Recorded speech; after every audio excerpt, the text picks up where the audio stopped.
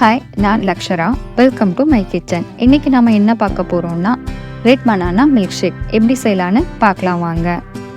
இதுக்கு ஒரு மிக்ஸி ஜாரில் 4 பழுத்த செவ்வாழை பழத்தை குட்டி குட்டியாக கட் பண்ணி சேர்த்துக்கலாம். நான் 4 பழம் எடுத்திருக்கேன். நீங்கள் எத்தனை பழம் வேணுமோ உங்களுக்கு தேவைக்கு ஏற்ப நீங்கள் எடுத்து சேர்த்துக்கோங்க.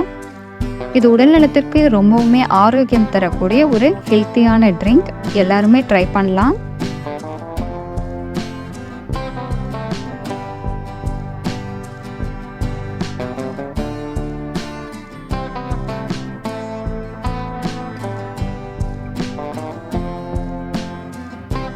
இப்போ இதில் 4-5 பேரிச்ச பழத்தை சேர்த்துக்கலாம்.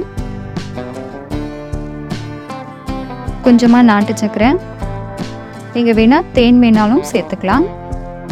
காய்ச்சி ஆற வச்ச பாலை சேர்த்துக்கிறேன்.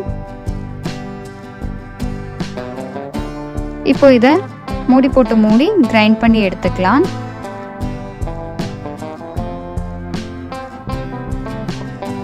நான் பாலை ஃப்ரிட்ஜில் வச்சுருந்தேன். நீங்கள் வேணும்னா ஐஸ் கட்டி சேர்க்குறதா இருந்தாலும் சேர்த்துக்கலாம். சூப்பரான ஹெல்த்தியான பனானா மில்க் ஷேக் ரெடி ஆகிடுச்சு. நீங்களும் இதே மாதிரி ட்ரை பண்ணி பாருங்கள். தேங்க்யூ.